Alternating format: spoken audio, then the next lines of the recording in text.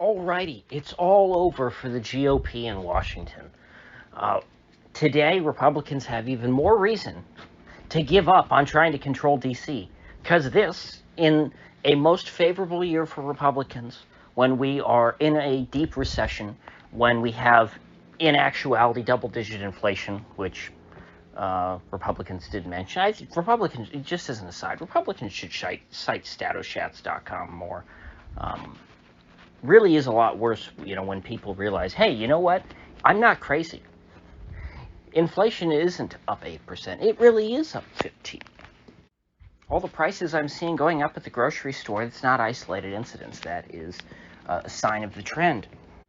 But anyway, that's in the past. They failed on that. And now they failed to even not only take control of the Senate, they can't even keep it even like it was before. So this is worse than 2020. Think of it that way. The midterm year, I think that Joe Biden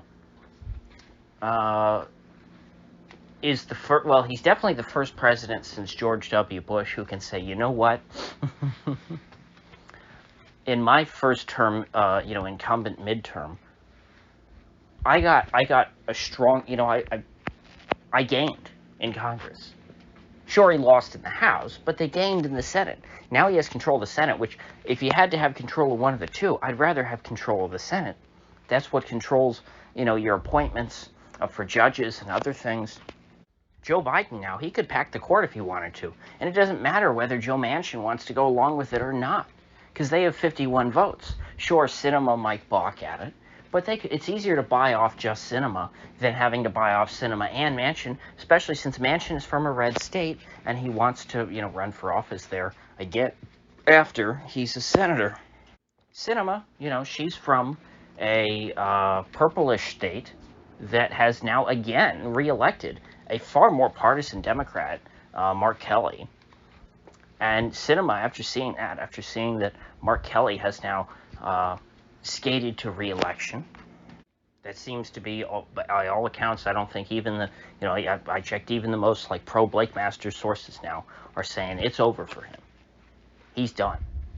They did him in.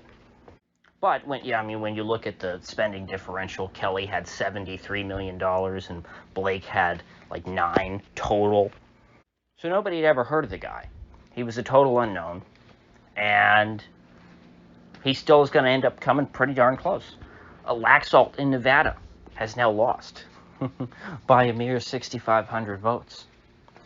I guess the SEIU was able to go out and scrounge up enough ballots in the 4 days after the election. That's what you have in Nevada. They got 4 days to add new votes into the pile. And so when they saw things were going really well for Laxalt, they said, uh-oh, we're going to have to close that gap. And that's exactly what they did. So the Dems have 51 seats in the Senate. Could make it 52 if they hang on to Warnock, and then in which case, screw both Sinema and Manchin. Kamala Harris can break the tie on everything, and Sinema and Manchin can go join the Republican Party for all Joe Biden cares. And honestly, out of the three, out of Masters, Laxalt, and Walker, I thought Walker had the least chance going into this election. I thought that he was going to be the one that was the closest. And now he's the only one who's still alive and kicking. But again, for how long? His fate may have just been deferred because of the runoff process. Had there been no runoff system in Georgia, Walker would have already lost by a couple of points, or maybe a point and a half, something like that. And so, even though historically the trend is that if an incumbent in Georgia goes to a runoff, the incumbent will lose, I don't think that we can use historical precedents this year. Historical precedent is first-term incumbent, midterm, the other party gains in Congress, and both houses of it. What's the GOP going to end up netting out of the House? 5 seats? Something like that? I mean, it was very close to begin with. The Democrats had very tenuous control over the House, and it was 50-50 in the Senate. Well, the Democrats lost a couple in the House, and they gained a couple in the Senate. I think that's a pretty fair trade-off, and I would call that an absolute win if I was a first-term incumbent midterm. If I were Joe Biden, I would be out, and frankly, I would have wanted all these results on election night, if I were Joe Biden, I'd be out dancing, doing my silly little dance and say, look, I am a historically popular president because look at the results. People support me more than they supported Obama, more than they supported Bill Clinton, more than they supported Trump at this time in their presidency. Of course, if we'd had all the results on election night, the Democrats would not have done this well. We all know that. So maybe on Monday, Joe Biden can come out and give an address and say, you know what, the people have spoken, and I'm listening. Despite historical trends showing that in a first-term incumbent midterm, people vote for the other party, they voted to give me more power anyway, and so I'm going to use it. And so I feel emboldened. That's what Joe Biden should say, and then he should pack the Supreme Court. I mean, that's what I would do if I were in his position. The Republicans gave him an inch, and so he should take as many miles as he can get. Joe Biden might not even be president in 2025. But then again, if he keeps getting results like these, and, even if it's obviously it has nothing to do with him being particularly good, I'm being a bit facetious here, he's still the guy at the top, and he will get credit for it. Now, Lombardo, the Republican governor candidate in Nevada, won by a decent margin. You know what? Now that I think about it, in all three of these, Nevada, Arizona, and Georgia, the Republican governor candidate, or incumbent governor in the case of Kemp, it did all right. They're not gonna just squeak by. At the end of the day, I mean, with the Kari Lake stuff, it really looks like they've been deferring all of the votes that they've been saving the pro-Kari Lake votes to count them last. That seems pretty darn clear because they haven't touched so-called Box 3 yet. They haven't touched Election Day drop-offs. And apparently, even some of the Box 3 ones, which were supposed to be uncounted, what happens with Box 3, you went into the polling place, the machines didn't work because, it's just a coincidence. They happen to not be working on Election Day, when the vote, when the electorate is 75% Republican. And so they tell you either you can leave or you can, and not vote, or you can fill out a ballot. We're not going to count it now. We'll count it later, we promise. That was what these, people were left with. Well, in at least two of the so-called vote centers, which are not polling places, they're vote centers. There's very few of them. So that's another thing that they did in Arizona, in Maricopa County. They got rid of all the precinct polling places, and they limited them. So they have only a few places that you can actually vote on Election Day, because they said, well, nobody wants to vote on Election Day anyway, so let's make it harder. And so they only have a few polling places, and then on top of that, because there were only a few polling places, they were all heavily backed up. They couldn't process all the people because they don't have a polling place in every precinct.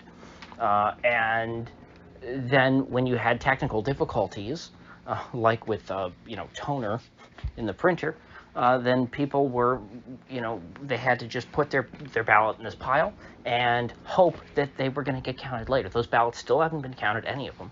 And some of them were actually placed in a pile at least two locations with counted ballots, we're being told. That's what's currently being reported, and that's coming from Kari Lake's campaign, and I think a couple other places. So some of those are not going to get counted without a full recount because you don't know which ballots were counted and which ones weren't in the stack. But even still, Lake is going to net so much out of the ballots that are left to be counted. And apparently she outperformed last night's drop. Last night's drop, she won by a little bit. She was supposed to lose it by a little bit. And so Hobbs's lead is already being eaten away at. I think the current lead is like 34,000 or something. Lake should not have a problem getting to that. She will probably, not do as well as like Lombardo or Kemp. Although, who knows? We'll have to see. We're pretty far from having all the final results. But I think that with Lake as governor, Arizona might be able to fix a lot of the problems. They're promising to turn Arizona into Florida or better than Florida in the next 4 years. And I hope they're right. I would like to. This is what I've been talking about all week. You just need to focus on making more states like where I live. We are the model now. Lombardo in Nevada, he's not going to do that. He's a corrupt sheriff from Clark County who covered up the Las Vegas shooting. Remember that? You're not supposed to remember that. That just happened and then completely swept under the rug. They didn't even call for gun control after that one. That's how bad whatever the truth is behind the Las Vegas shooting is. So we're not allowed to know about that. And Joe Lombardo knows the truth. He's not going to tell any of you. He did his best to cover it up for whoever, Mandalay Bay, I don't know. Whoever put him up to it, probably Mandalay Bay, maybe others. And so I would have much rather had Laxalt in the Senate than Lombardo in the governor's mansion. I don't see how he's going to affect much positive change in the state of Nevada. He's not going to shake things up and change things structurally. Although I hope he proves me wrong. Honestly, would have rather had Laxalt running for governor and this Lombardo clown lose the Senate. So that's where we stand. Dems will be at about 51 or 52 in the Senate. The R's will control the House with probably like 223 maybe. 218 is the majority, and they're going to be up maybe. They're going to be up only a handful when all is said and done. So the good news about that is that the Freedom Caucus will have an extreme amount of leverage over Kevin McCarthy and will hopefully block him from being Speaker or extract. Well, actually, what they want to do is they want to extract they want to bring back the motion to dismiss motion to vacate the chair. That's what it was. And I remember this back in, I guess it was all the way back in 2014 when Mark Meadows first brought this motion against John Boehner, who was the Speaker back then. Remember John Boehner? He's now an executive at like a medical marijuana company or something. Anyway, conservatives within the House were fed up with Boehner, so they brought this motion to vacate the chair, and they were able to force him out. And the compromise guy to replace him was Paul Ryan. Remember, I mean, it's hard to believe, now Paul Ryan you think of as sort of an embodiment of the swamp monster. And back then, he was the compromise guy. So, I mean, that's how much better things have gotten. That the guy who was the compromise back then is now seen as just verboten, just terrible, toxic. That shows that those guys have, gained a little more influence. And so hopefully they'll be able to force, maybe a better speaker or, because that's what they're going for here. They want to bring back, because apparently Nancy Pelosi saw what happened to John Boehner and said, they're not doing that to me. And she removed, like, this rule about the motion to vacate the chair and essentially neutered it so that nobody could get rid of her. And I guess these guys in the House, when the Republicans take back over, they want to bring that back so that they can remove their speaker. And so that's not as great as getting rid of McCarthy up front, but it sets it up for later. At their first big fight, their first big blow-up, they can go, you know what, McCarthy, we're just going to get rid of you. So maybe that'll be interesting in the future. But for now, Kari Lake is the only positive thing to come out of this election. Other than, of course, I keep overshadowing Florida shifting 20 points to the right. That's a nice thing to see. I love seeing Dade County red and Hillsborough and Pinellas. It just brings back, and Duval, of course, it brings back memories of the good old days. I've never been comfortable with the idea of Hillsborough as like a permanently blue county. It's just, it feels too normal, you know what I mean?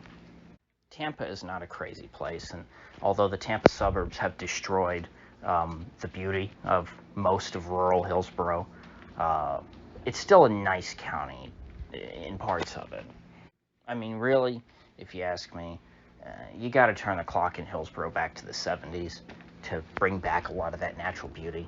I mean, Tampa, for those of you unfamiliar with the geography of Hillsborough County, Tampa is like the northwest corner of Hillsborough County, and then everything east and south of Tampa was rural. And that's not the case anymore. There's pretty much one long suburban sprawl that has now connected Tampa to Bradenton.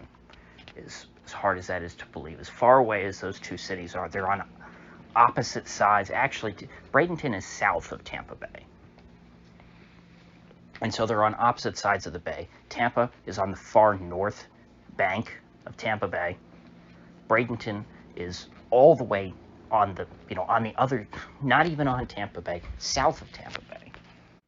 And all of that pretty much has been turned into lifeless, walled-in, deed-restricted communities. But just because I don't like the way they live, just because I don't like the architecture or lack thereof, just because I miss the natural beauty, that doesn't mean that these people are leftists. Not by a long shot. If you look at Manatee County, as it's grown, it's stayed just as red, and the newer parts of Manatee County are the reddest parts of Manatee County. And so Manatee County has, increased its population through this ugly, hideous suburban sprawl, and made itself from a pretty red county that had a small population to a pretty red county that has a very big population. Then you go down to the the East Coast, Dade County, where Miami is. Republicans have always been competitive in Miami. It is, I guess you could say that it was ancestrally Republican, maybe. Maybe that's the right term. Miami's never been a big blue city. Even over the past few years, the city itself has had a Republican mayor, even though the county overall, went blue and had a Democrat mayor. You have it gets confusing down there. You have a county mayor and you have city mayors. So I don't really expect this pattern to hold forever. I do think that this was there had to be something kind of special about this year for DeSantis and Rubio. And Rubio normally outperforms all the other statewide Republicans. DeSantis outperformed him. It has to be something unique to their personalities. I don't think that if you just put up, random Republican, nobody, generic Republican for governor or for Senate, that they're going to get plus 10 in Dade County. I don't think that they're going to squeak out a win in Palm Beach.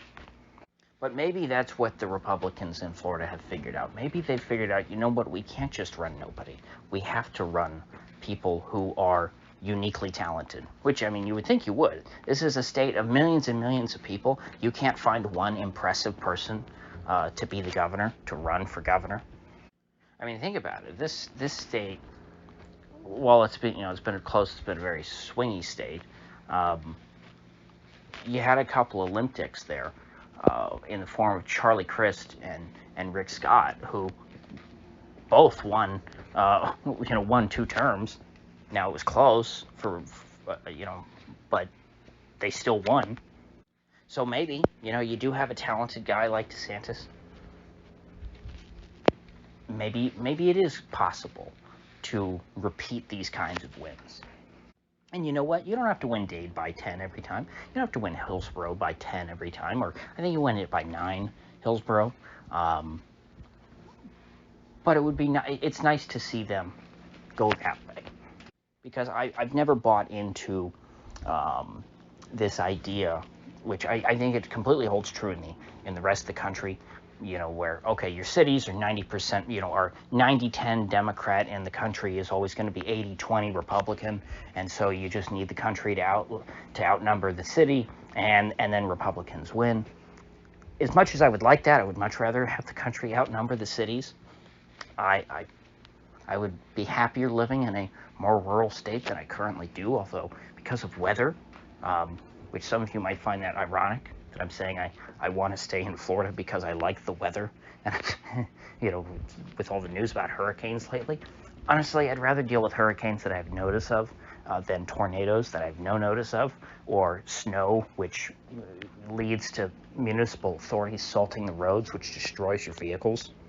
So yes, I actually think that Florida has the most habitable climate and weather patterns of any state in this country. Maybe South Georgia isn't that bad on tornadoes, although I think it is. I feel like Tornado Alley is, shifted all the way into the Panhandle. So, even up in the Panhandle of Florida, it might be a little sketchy.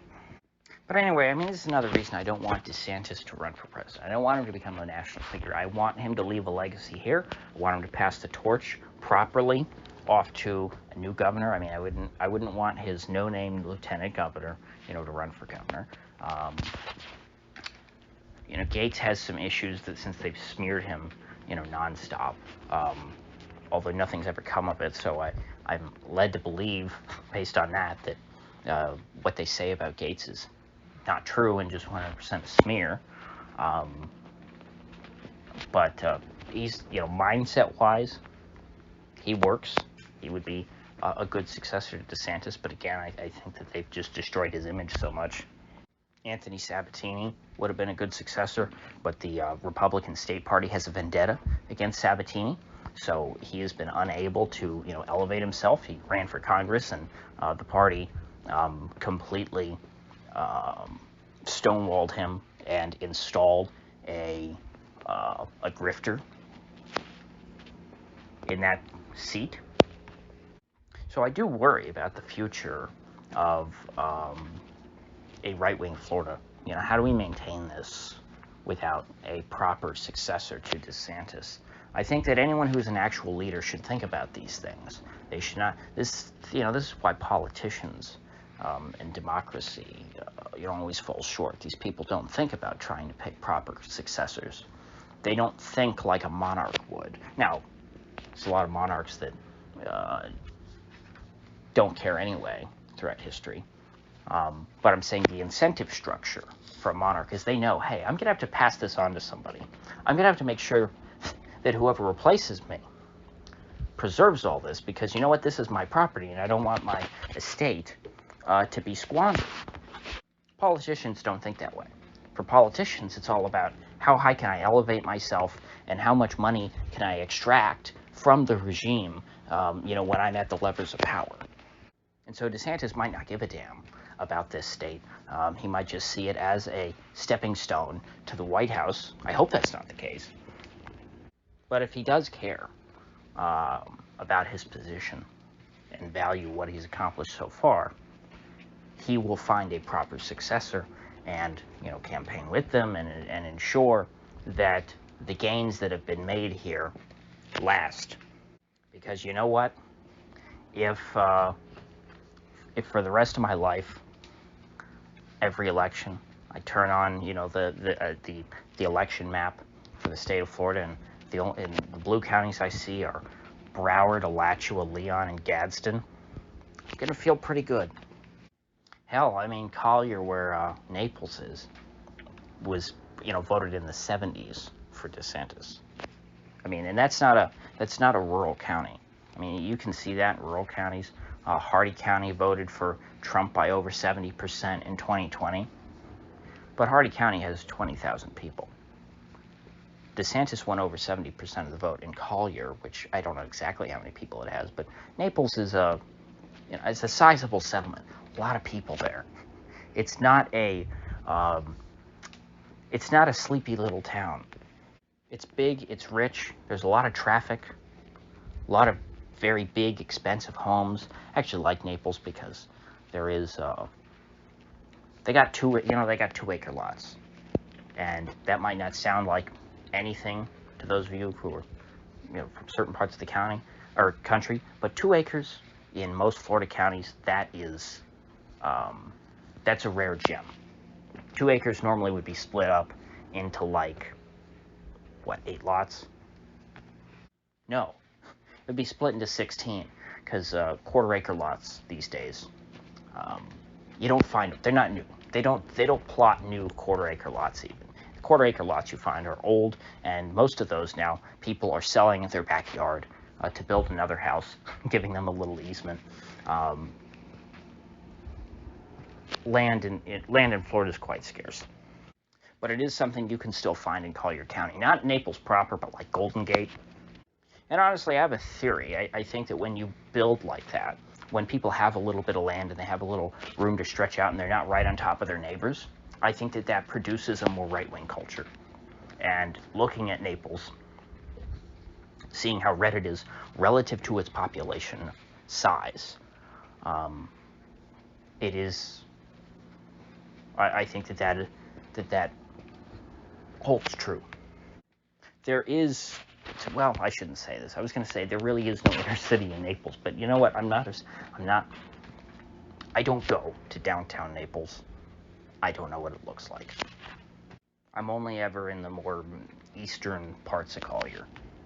But you compare it to its neighbor across the Everglades, right across Alligator Alley, Broward, which is one of the most densely packed places in the entire state. It's ridiculous. That, of course, is the biggest, bluest county. And you know, I have a certain affinity for Broward County. I have a familiarity with it. I don't hate it, but there's no saving those people. You know, Broward's never flipping red. I think DeSantis might have broke 40% in Broward this time around, and that is an accomplishment. But honestly, you know, if I lived there, if I was right on top of everybody, there's no land there. There's no room to stretch out. Yeah, I might hate life too, and I might be voting for Charlie Crist because I'm like, you know what? We need a lot more abortions in this county. We got to get our population down. There is no room. I could see that. I could understand how people would come to that conclusion, even if I think it's wrong and evil. So, with that said, I will see you folks back here tomorrow.